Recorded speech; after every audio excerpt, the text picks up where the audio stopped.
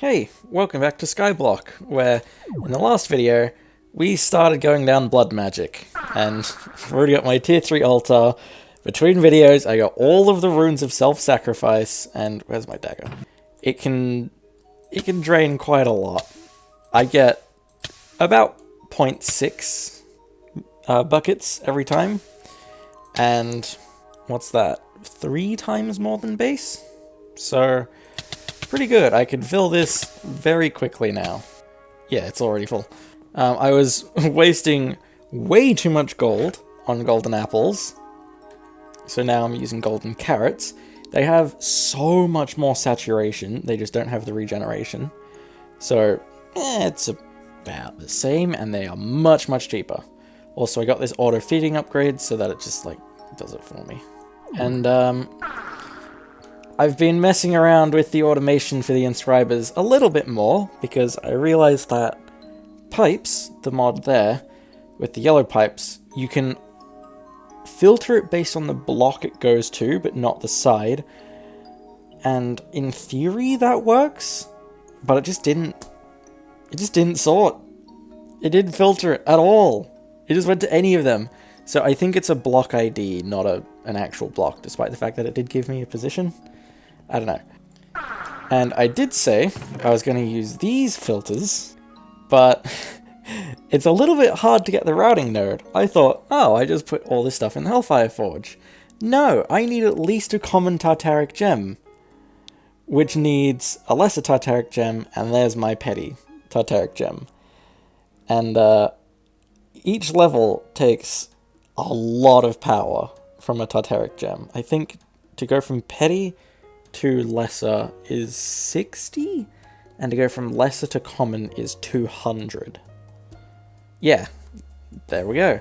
Minimum 60 will, drained 20 will, and common minimum 240 and it drains 50.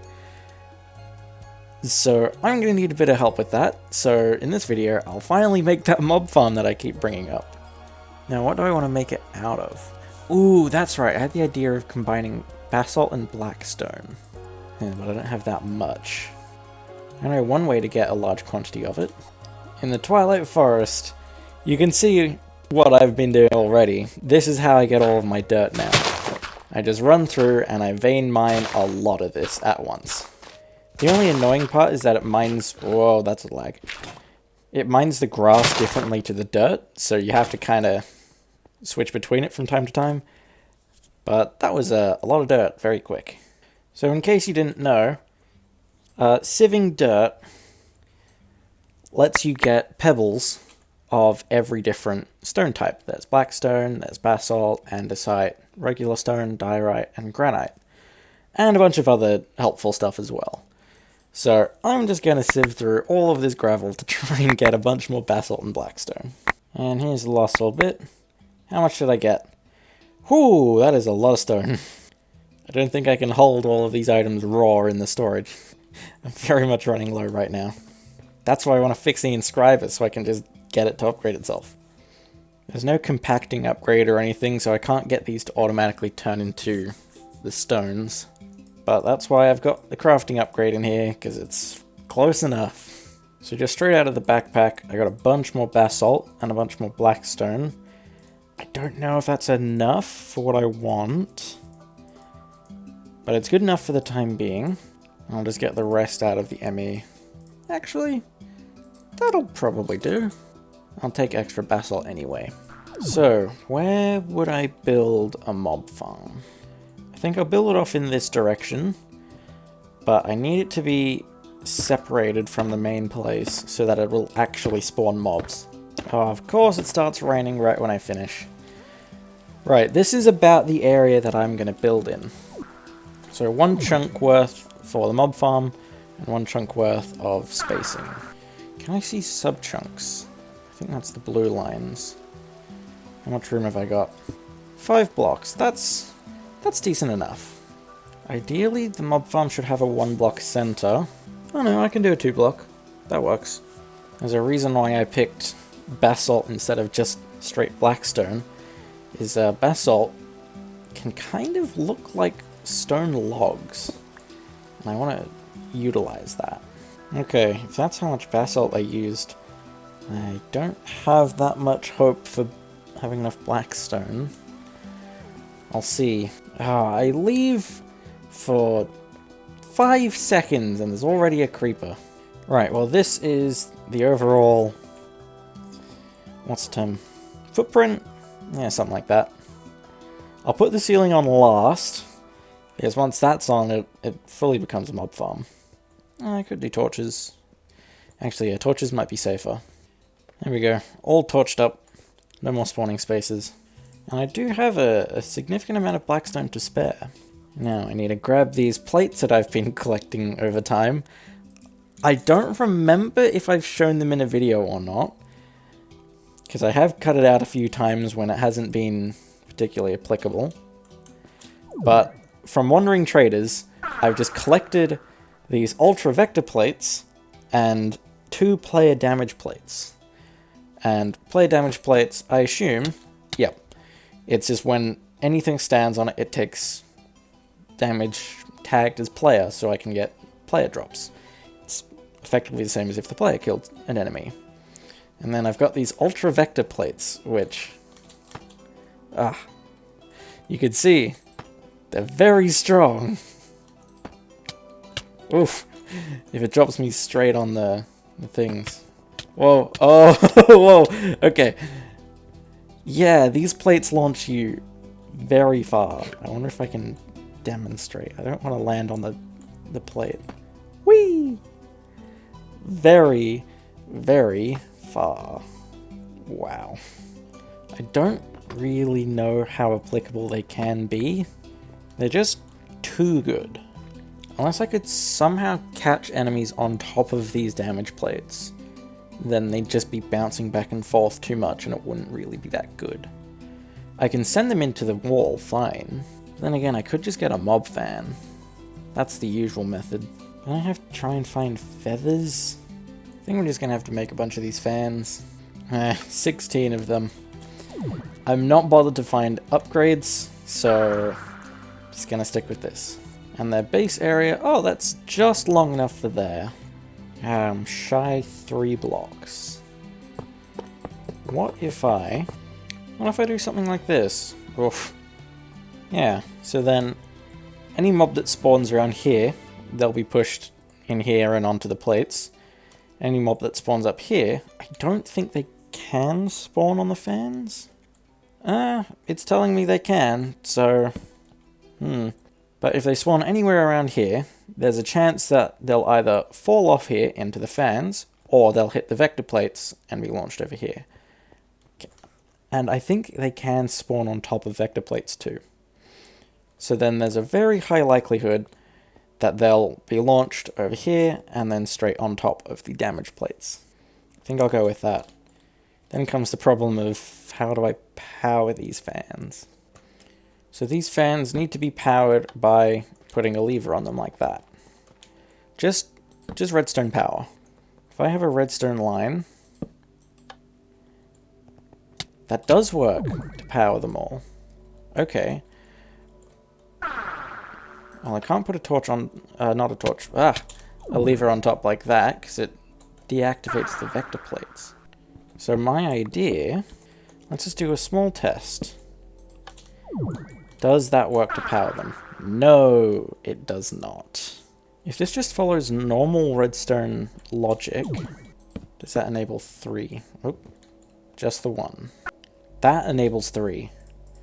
Okay, bud pairing exists, or quasi-connectivity actually. Does that enable 3? Yes! Okay, I can make this work. Okay, I think this logic works. Oh no, I've made a clock. Oh yeah, no shit. Now? Yes. Flick the lever, and it turns off those 2. Good. Okay. So then, if I flick this up, it turns on 1/2. And that one is also still on. Oh yeah, because block powering. I am relying on that. being a full block. No, I can't make it transparent. It's fine. I'm not even sure why I need the ability to turn it off, but I can. All except the last two, because I got the NOT gates wrong. No, I'm thinking too much into this. It works well enough for me to use it. And that's all I need to know. Right. That is the internal logic of the farm complete. So, now I'll put the roof on it. Oh, mobs are already dying in this. Whoa, no. Oh, did I lose one of these? I lost a damage plate. No, that doesn't block off the light anymore. I think it still blocks line of sight. So then, like, creepers won't explode and skeletons won't shoot me when I'm here. But I need to block light. Oh, there is dreadful dirt. Or cursed earth, or whatever it is. I can make something that spawns more mobs. So how do I get a rotten egg? I kind of need to do mob grinding already. I'll worry about that at a later time. I don't need a terribly good mob farm yet. But in theory, if I walk far enough away from it, it should start spawning mobs. Maybe I do want the cursed earth, because that spawns mobs even when I'm around. Oh, I just saw someone die. I should probably get something that can pick up the XP. Absorption hopper? Yeah, I think I can make that. Oh my god, there's so many more enemies now. And I'm gonna need a fluid tank. There, that should work now. Although I think I've still just put 2 transparent objects in there. So light levels aren't gonna be great. But it's working. I guess I do want the cursed earth in there. Oh! Where did you come from? I can get my player damage plate back. Nice. Perfect timing. Well, if I want to try and grind this for Demon Will, I need to be near it at the time. Because as it stands, the enemies die way too quick for me to be able to kill them. And they're way too infrequent for this to be a quick grind. So I need this cursed chicken feed. So I need fluid XP. That seems doable. Now a few enemies have died here. It does not have any XP though. Oh no, it does. 380 millibuckets. It's just not showing up yet. So I need to get 4,000 millibuckets. I need to let that kill a lot more enemies. I don't know how long it's going to take to get the fluid XP that I need. No. I get like 100 per enemy kill. And they're kind of infrequent. So I think in the meantime, I'm going to make some living armor. I've been meaning to. So I just need a bunch of this binding reagent. I need 4. That doesn't seem too hard. I've got a magician's blood orb. So gunpowder, redstone, glowstone, and gold nuggets. There we go. 4 binding reagent. And then I need arcane ashes. Whoa, okay. Binding reagent is just a bit big. I'm gonna get them all going then. It's gonna be loud and it's gonna be crazy. I got the chest plate.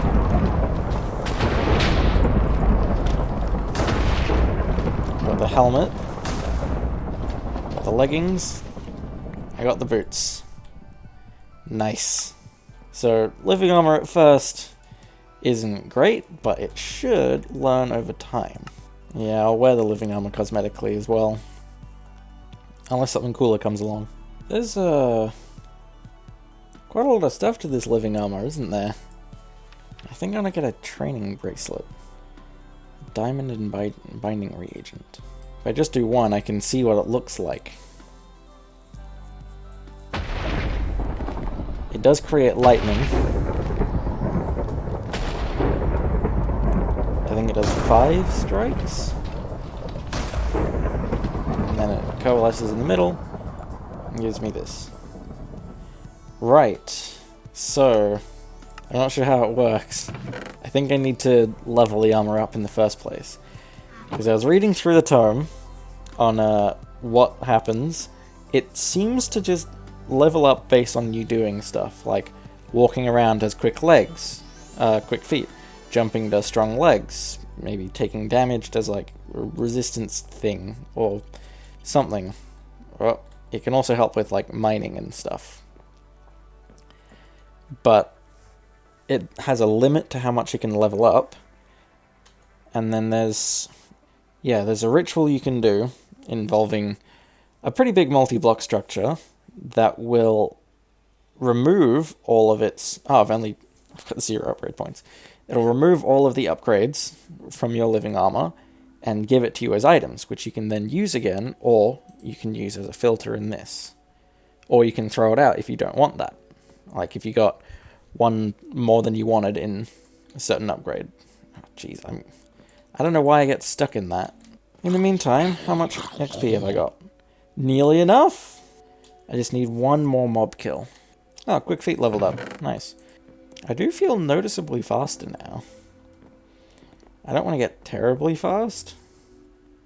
Strong legs is level up. Hey, slight jump boost. There's the last XP bucket I need.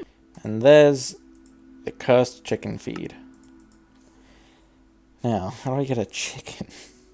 Maybe I'll just go find a chicken in the Twilight Forest somewhere. Aha, here's a chicken. Oh, I didn't get to watch it explode. Just gave me feathers and a rotten egg. Right, so now the ground is all replaced with dirt. Do I put the rotten egg there and hope that it also spreads to this bit?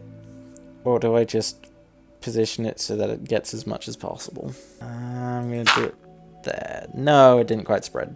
Oh well. I've got some, and it should spread across the whole thing. There's already many more enemies in there. There's enough that I think I can do a little bit of demon will grinding. Well, I'm out of soul snares. I got a bit of will into my gem. I have 37. Not nearly enough. What is the chance of a sentient sword dropping a demon will? So how long does it take for the sentient sword to start dropping souls? Oh. It's just going straight into the will, into the Tartaric gem. Is it? Yeah, it is. Ah, that's why I think it's bad. So then I just need to keep attacking these guys. Okay, sometimes it does drop the will. I think I'm far enough away that I'm not picking it up immediately. That's why it's not going directly into the gem. Oh, and I've hit the cap. Maybe that's why it wasn't going into the gem, because I've got the max amount of souls inside of it. So then how do I make the lesser Tartaric gem? Need a diamond, block of lapis, block of redstone. Do I just do that? Yep. And it uses the soul that's already in the gem. Back to killing. Oh boy, there's a lot of enemies in there while I was away. I'm really leveling up my living armor as I go. I've got quick feet 2, golden might, pincushion, tough, strong legs. I'm getting mostly fist strike at this point. Have I got enough in the Tartaric gem now? Yes, I do. So that's a diamond, block of gold, and an imbued slate. There we go. Common Tartaric gem. So finally, I can make these routing nodes. I still need 400 will in this? Jeez! I'm never done, am I? You know, I'm kind of sick of doing all of this grinding. What else could I do in this video? I don't have much time to go much further than this. Whoa, there was enough enemies just laying around there that I've got enough will in my Tartaric gem. I'll put this back to automatic mode for now. I've done enough. My sentient sword's almost broken too. I think if I've got what I need, I may as well make these routing nodes. Let's see. Tartaric gem, redstone, glowstone, glass, and stone. I'm gonna need a lot of nodes, but the routing node is the basic form. I'll need to figure out how this works before I can make a bunch of these. Apparently I need at least one master node. I can figure this out and then I'll explain it when I get it working. Maybe by the next video, maybe not. I don't know. There we go. 16 routing nodes. And I am going to leave that for between videos for me to figure out. Because I think I'm done. I think I've made significant enough progress to call it here. What did we do again? We made the mob farm, we made the living armor, and we grinded for demon wills so that we can make routing nodes. Finally. All of this so I can automate the inscriber. Yeah, that feels like pretty good progress for this video. So I'm going to leave it here. My living armor is almost completely out of upgrade points already. I think I got too much Fierce Strike. It's only 2.5 more attack damage. That is not worth it. I mean, I guess that's why you can respec. I think I spent like 50, 60 upgrade points on Fierce Strike. Maybe at some point I'll do the whole respecking stuff, but that's enough for this video. Too many ideas. I need to end it here. So yeah, that's it. Bye.